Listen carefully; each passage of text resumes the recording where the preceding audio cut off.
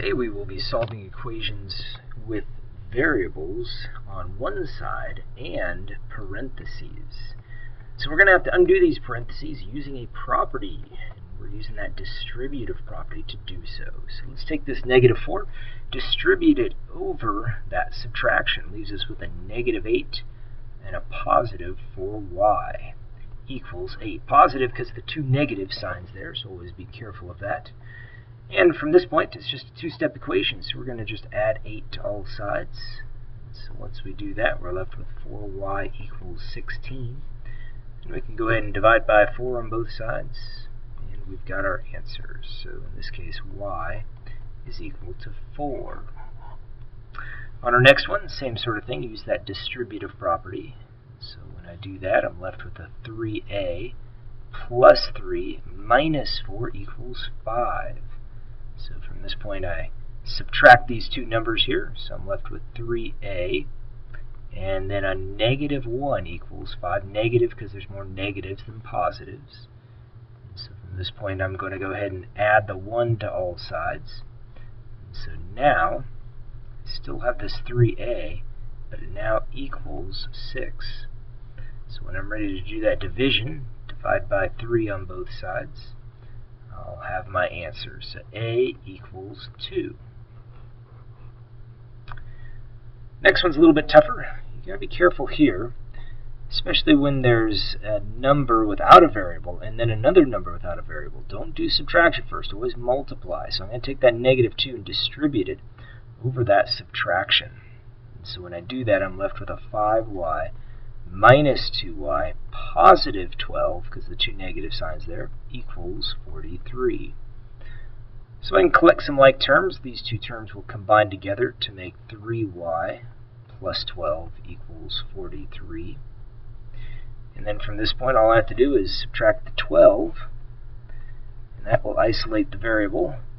So now 3y is by itself on one side of the equation, but I still need to solve, and I have 31. So from this point, I'm dividing by the 3, and we'll have our answer. We'll just leave it as an improper fraction. So 31/3 is our answer. Next one is a similar type of problem. However, we have to write the equation first.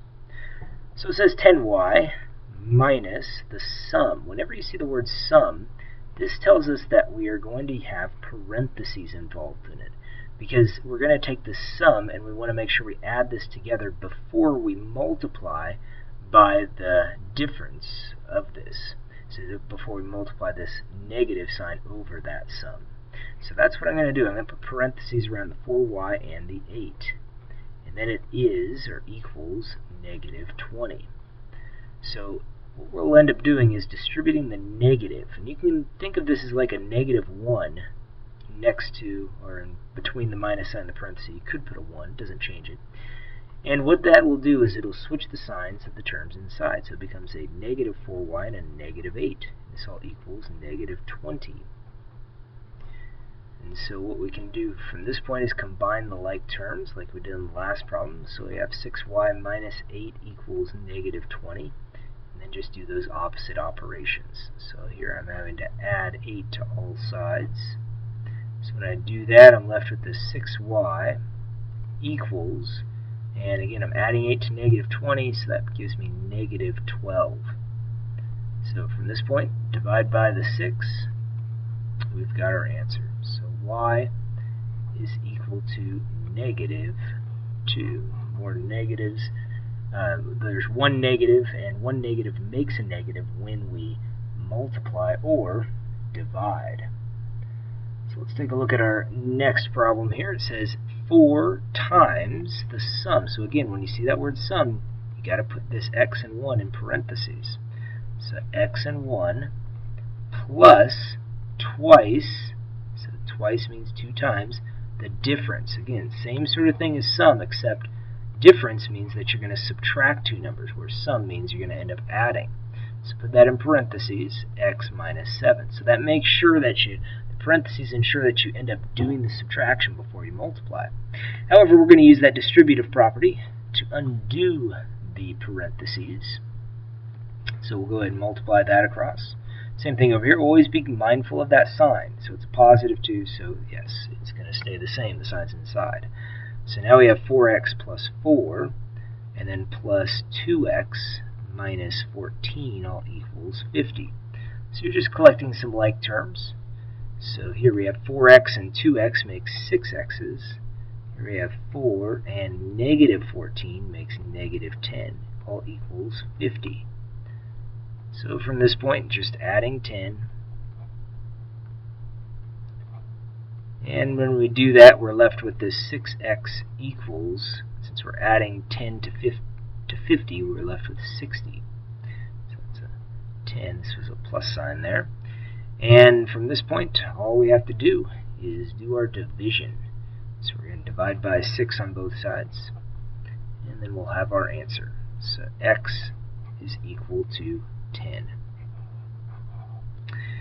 Look at our next one. We've got a word problem that we're going to end up setting up a little more than two-step equation because we have some extra terms here. So it says at a gym there is a joining fee of $59.95. So a joining fee means like a one-time fee. So it's just a constant that you're going to deal with. And so we're going to add on a monthly fee. A monthly fee means you're going to pay something each month. So it's going to be your variable amount here. And so we'll find out more information in a little bit here. So Sarah and Martin both joined. So 2 people are joining this gym. Their combined cost is for 12 months was this amount. So combined means together. So since there's 2 people, we're going to use the number 2 and multiply it by this expression that we're going to use here. So before we just had problems with just one person. Here we have 2 people. So 2 times the joining fee of $59.95 plus the monthly cost. But the monthly cost is our variable amount. We don't know what that is. So we'll just say 12M for the monthly cost. And then this all equals $1319.90. And so now we can go ahead and distribute. Multiply the 2 over that $59.95, and that gives me $119.9. The way I got that is, think of 60. Double 60 is 120. Well, this is just 10 cents less. 10 cents because I have 5 cents, and 5 cents makes 10 cents less. So that'd be $119.90. And then plus 24M all equals $1319.90. Well, they made these problems work out nice because when we subtract that $119.90 from both sides, we end up canceling out the decimal here. So we'll subtract that, and so what we have got left is this 24M.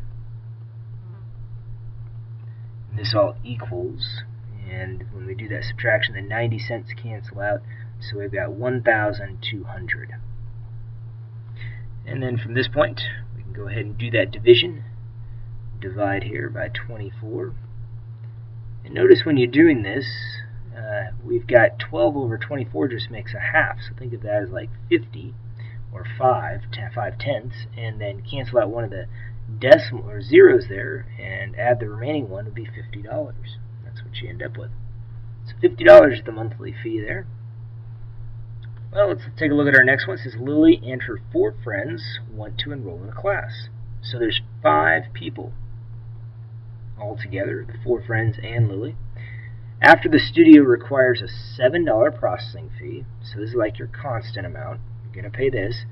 The 5 girls pay a total of $125. How much does the class cost? Alright, so there's 5 people taking this class, and we don't know the cost of the class. Let's use C. This is our cost of our class. We don't know what that is. And they each have to pay a $7 joining fee. So typically you just have the cost of the class plus the $7 joining fee equals their total amount. However, there are 5 people now, so we've got to take this C plus 7 and multiply by 5, and that all equals 125. So we distribute, we got 5C plus 35 all equals 125. And so from this point, we can go ahead and subtract that 35 from all sides. And when we do that, we're left with 5C equals 90. So we're just about done. We just need to divide. And think in nickels here. How many nickels make $1? Well, that's 20. So how many nickels make 90 cents? That's class. 2 less than 20, it makes 18. So $18 is the cost of the class. Those are the types of problems you're going to see on tonight's homework.